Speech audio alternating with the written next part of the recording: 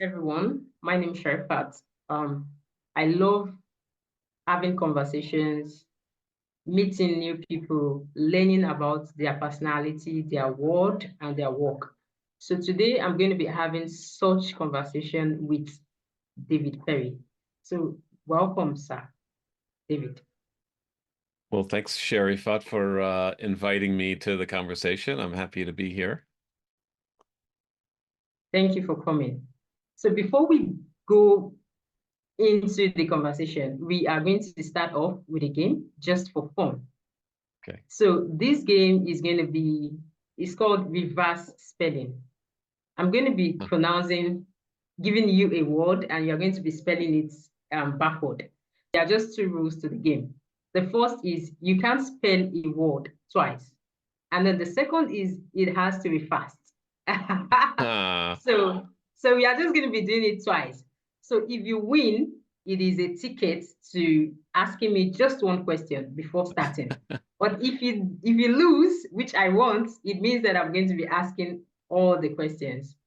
So are you ready? Do I have your permission for that? sure. I'm sure I'm very bad at spelling backwards, but let's see how it goes. So the rules are you have to do it fast, and you can only do spell it once. You can't go Yeah, twice. You yeah, got to get it the first time, in other words. Okay. yeah, yeah. All right. So I have my book, my pen and book here. I'm going to be writing it as you spell it, just so I'm Okay. sure. Yeah. All right. And I'm going to do Okay, this in so my head. No notes, no writing. yeah, no, you can't write it. You have to like it Okay. has to be from your head. Um, it's gonna be fun. Yeah. One, two, three, go. So the first word is coaching, spell backward. Coaching, Yeah. Gnihcaoc. Coaching. Okay. So the second word is practice. Practice. Ecitcarp. Practice. Okay, so the first one is spelled Gnihacaoc. That's wrong. And then the second is Esitsapar. That's also wrong. But to make this fair, would you also give me just one? Okay. Um, let's see. Mhm. All right, I'm gonna give you a word. Um, the word is Okay. exception.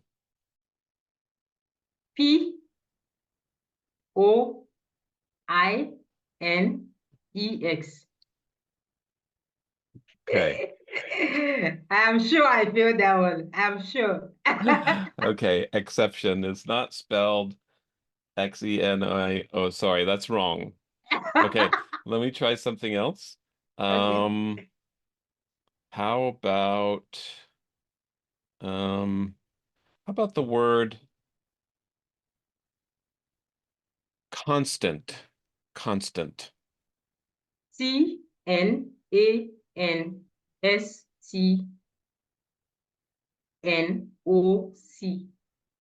Ah, Okay, shit. I failed that. I missed X. constant. Okay, so yeah, not quite, But I tried. but you were very quick and Yeah. you tried, and boy, that's a hard exercise. I guess Yeah. we both have some practice to do. Yeah. Wow. Okay, yeah. So that's the game section. So since you failed it and I also failed it, I have to like do all the asking. Okay, I don't get to ask you anything. Okay. So the first thing I'm curious about is what does David love? What does David love? Um, many things. I love coaching.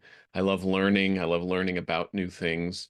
I've just finished a course, a year and a half course on ontological coaching, which was, I loved it. I loved the people in the course. I love taking the course.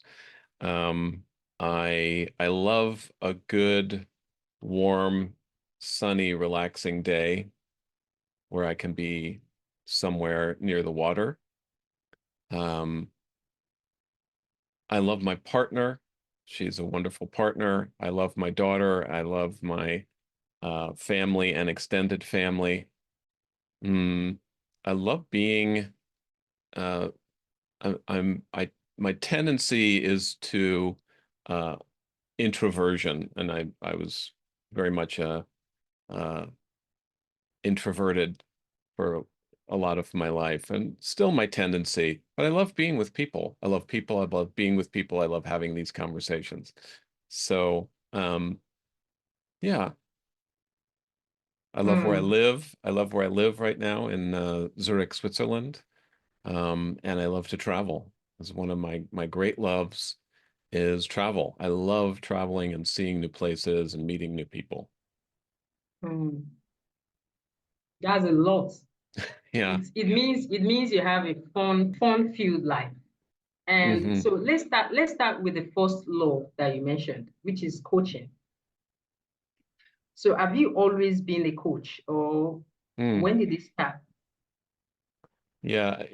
I guess it depends on how you define that. Uh, um,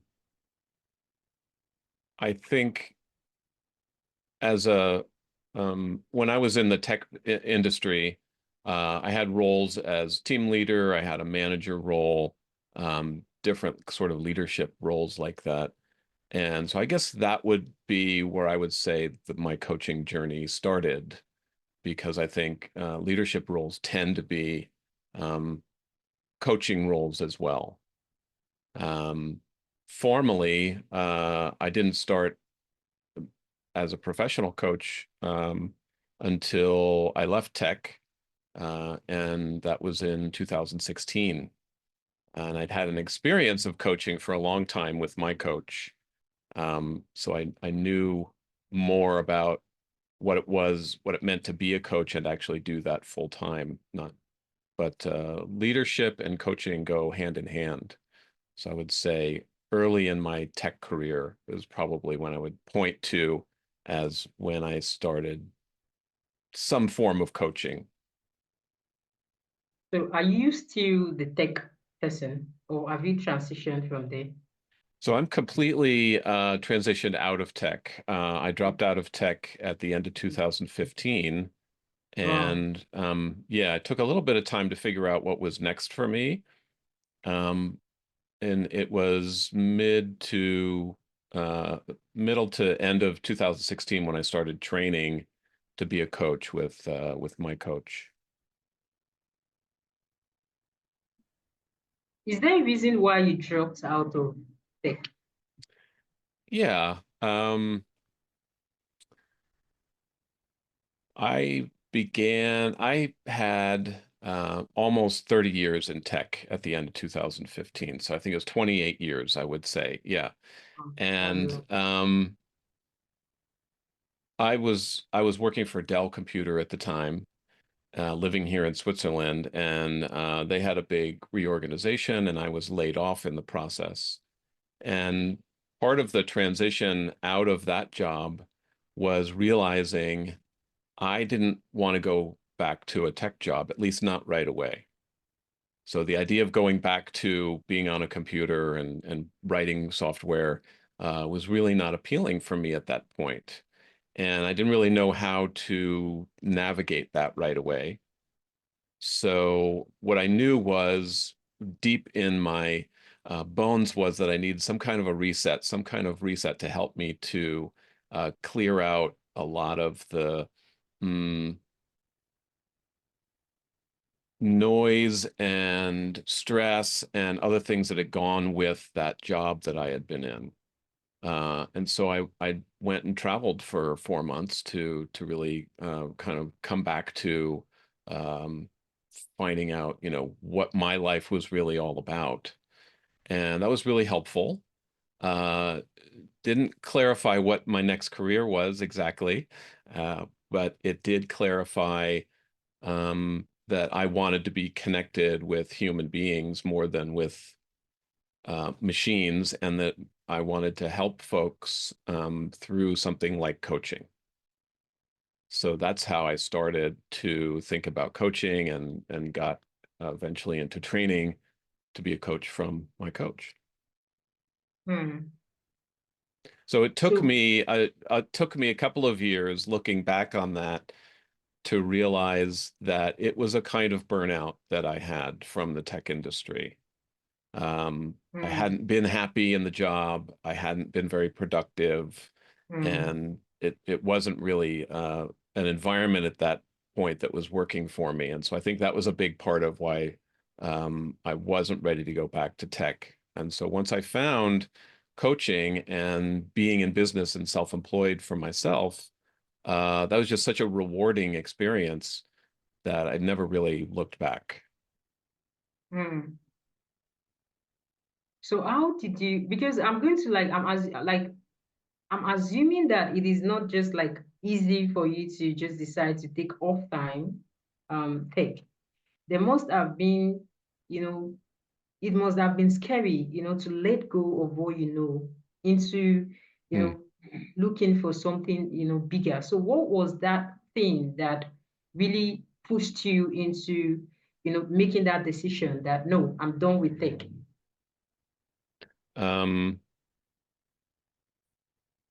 I think it was a sort of exploring internally where my energy wanted to flow. And so when I thought about what it would look like Mm, to go back to a tech job, right? Go back mm, into an office and be on a computer all day, writing code, or, even if it was in a manager position or leadership role, uh, it just stopped my whole energy. I did not, it was a big aversion to doing that. It was not what I wanted to do. So I knew there was something about that that was not really aligned with where my mm, sort of body and soul wanted to go to.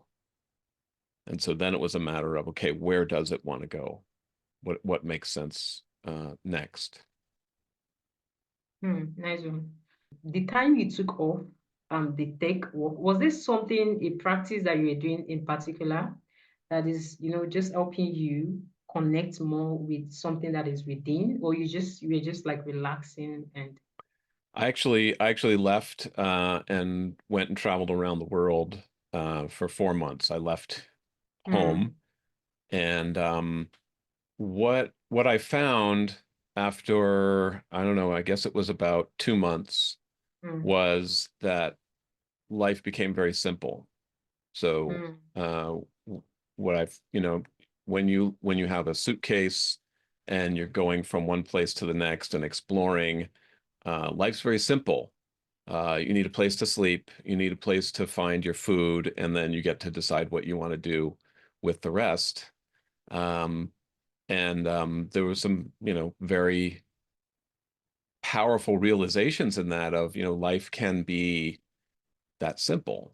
And how is it that we come into our lives in the modern world and create so much complexity in our lives that we get overwhelmed and stressed out and all those things. hmm, So the travel helped to clarify a lot of things like that, and it really helped me get back to sort of my core essence of my being in a very, very simple way, very hmm, simplified a lot of things. And travel just in general just broadens your perspective on the world and people. And one of the things that happened during my travel was I met a lot of people. And you meet people and friends or strangers, and sometimes you get into conversations with them, and they're telling you about maybe some difficulties they're having in their life, maybe in a relationship or something. And so this sort of seed had been planted by my coach that maybe I could train as a coach. And so as I'm meeting these folks and talking with them, I'm thinking, boy, if I actually was trained as a coach, I could, offer, support to this person as a coach right in this moment. And so that little seed started to sprout and grow. And that was part of what led me down the road to continuing on the coaching path and getting training later in coaching. coaching was something you found while on your leave. Well, I had had a coach for many years, so I'm familiar with coaching. Okay. Uh, But when my coach, after I was laid off from Dell, and my coach suggested, hey, maybe I could train you as a coach, and you could be a coach. Um, I couldn't imagine what that would be like. I just was not Mhm. in a headspace where I could imagine it. But after some time on the road, then things started to clarify a little bit more. Things started to simplify and clarify, and I could see where that might be an interesting thing to pursue. And I Mm. also got some messages from myself and from people around me that it might be a good time, or the next thing for me to do is really to be of service to folks, be of service to people, to help them with things they're struggling with. So that was part Was of that there, journey. yeah, was there a fear at the time to venturing into something new? Was there any fear? Yeah. Yeah, I mean, there was certainly uncertainty. So when I Mm-hmm. came back from my travels, I didn't know if I wanted to get trained as a coach, and so Mm-hmm. um, it was a big year-long commitment. So we worked out like, hey, let's just try it and see how it goes, without the big year-long commitment. And during that first 3, 4 months, I'm getting trained, and I'm going into different kinds of groups, and I'm getting a lot of feedback from folks mm, that this is something that's interesting for people. Uh, and when you're starting out in something new, you can get quite excited about it. It can be scary, right? Because it's new and you're not quite on your feet yet. Uh, and it can it's very easy to get knocked back a little bit because you're really unsure of yourself. And so I had a lot of different experiences in that first year that were very um, maybe scary, maybe a little uncertain, but also exciting.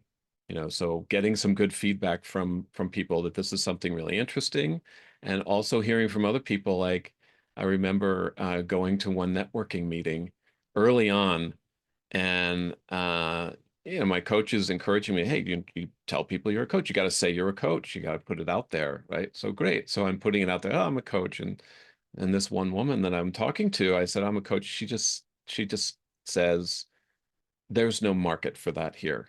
Wow. That's a And, s- bomb. and so I just like feel like, this little sort of new, just raw sort of, just student learning coaching. I'm just like, oh, this is a disaster. What am I doing? And, I sat with it for a little bit.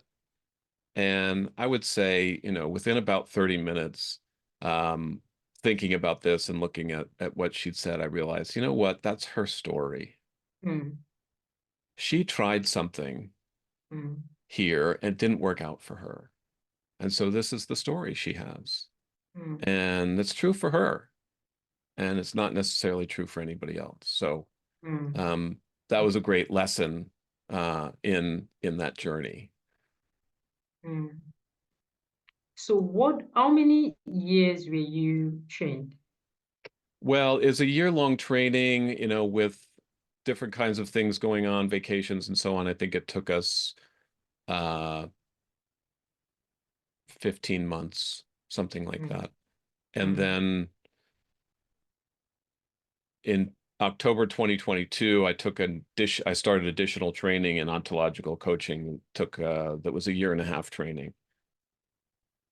Mm. So yeah, continuing. So So, in coaching, it's very important to continue your training. It doesn't have to, I mean, it doesn't have to be all the time, but it's always good to get some new input, get some new ideas and training. so what would you say your own training or your field is about? Well, the type of coaching that I'm trained in is called ontological coaching. So Okay. ontology is philosophy of being, and you can look up philosophers on that. But Mm-hmm. ontological coaching. Mm-hmm. what we're fundamentally exploring is the full nature of the human being and how human beings see the world, interact to the world, react to the world.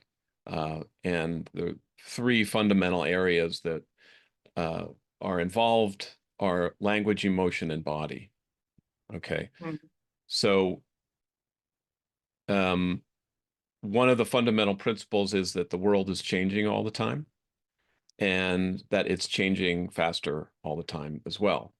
So what happens then is that we are in what we call breakdown all the time, constant breakdown all the time, which means that uh, a breakdown is when the flow of life is interrupted.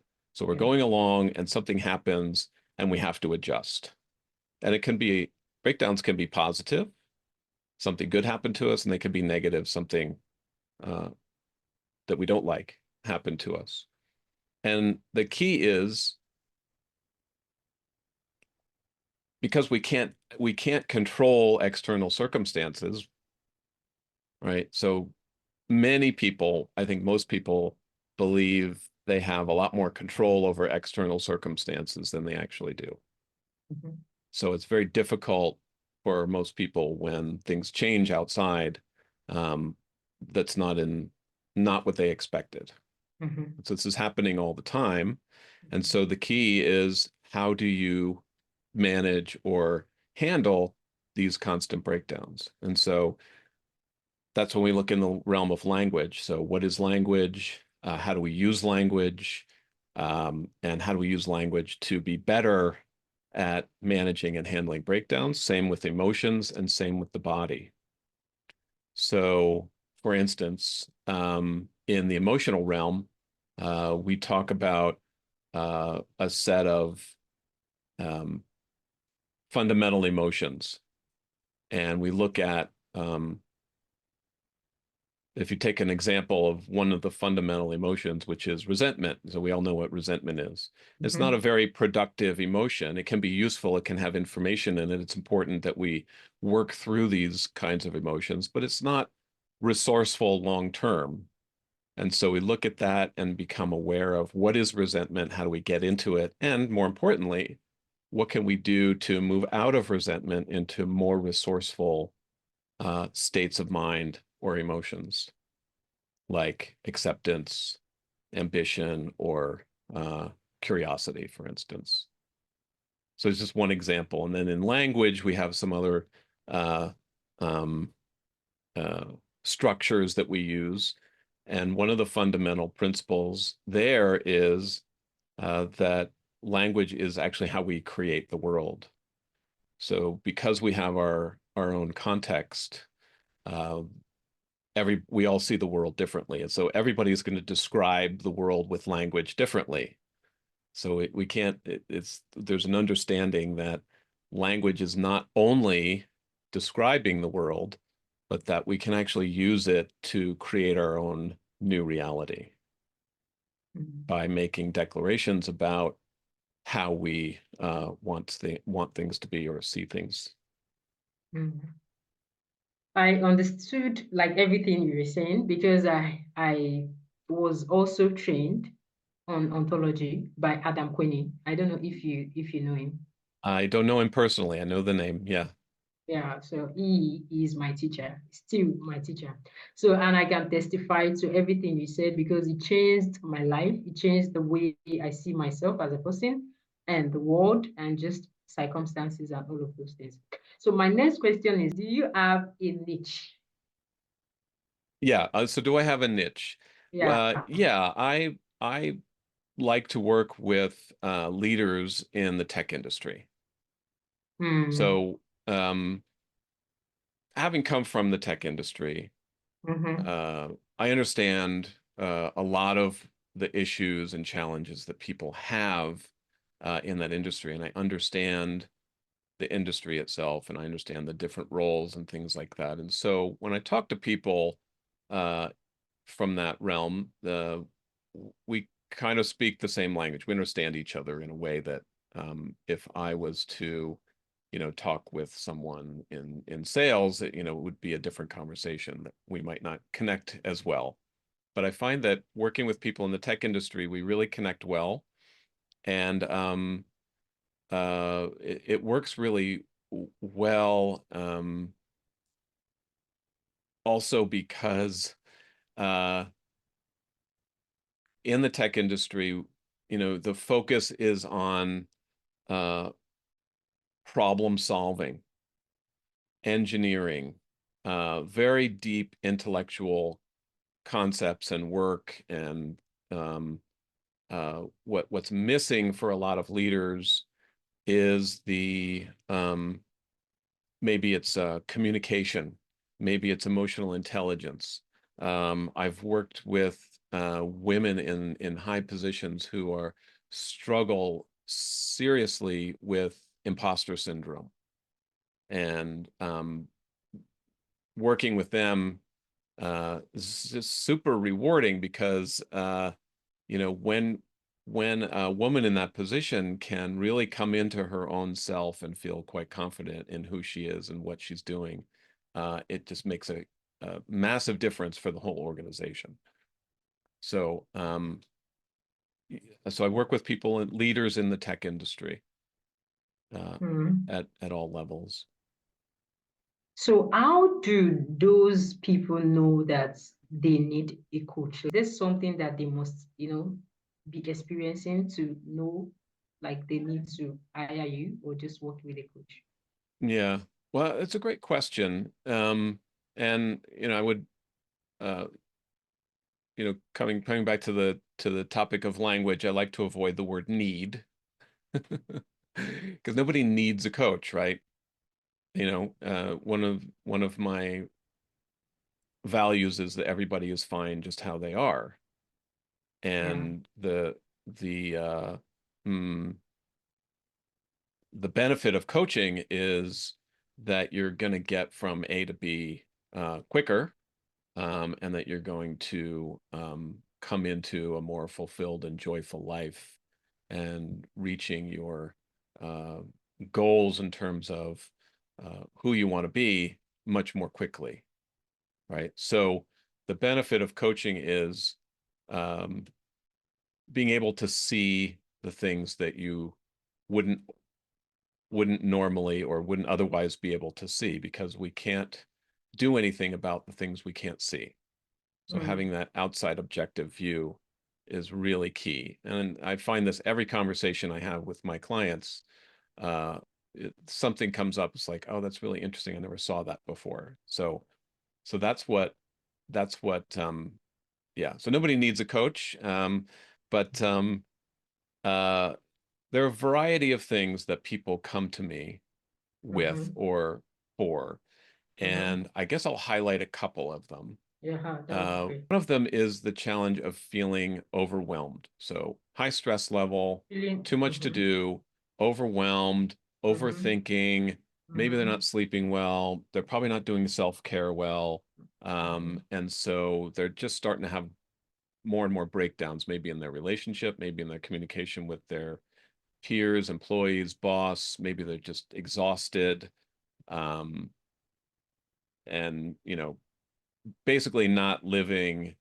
They start to recognize, they have to come to a point where they recognize this is actually not how I want things to be, Mm. right? I This is love too that. much. So Mm. overwhelm, stress. Um, and the other thing that I mentioned before is, uh, particularly for leaders, I guess I would say it's fundamentally about confidence and standing in your power. And when we say being in your power, it just means about being able to take effective action. So, Mm. for instance, I've worked with folks who uh, in the C-suite, and they're very intimidated by the other folks in the C-suite, and they don't feel like they're heard, and they don't feel like their points are getting across in the way that they would like to get across. And so what we explore is like, well, what is it that they're actually bringing to those relationships? Like, who are they being in that relationship that maybe um, is contributing to not being heard in the way that you're being heard? Or, maybe it's simply a perception that you're not being heard. But so that's all around communication and relationship, and it's all about who you're being internally, what you're bringing to that situation. Why are you over what's occurred in your life that you are in the situation now where you're completely overwhelmed by your work? What is occurring for you that as you walk into that meeting with that CEO, uh, that means that you're feeling inferior, unheard, not respected? So things like that. Mm. You mentioned you that you work with leaders, and I feel like there can be a lot of misconception about leaders. Are you talking about the people that are just in the forefront, or what is your definition of leadership?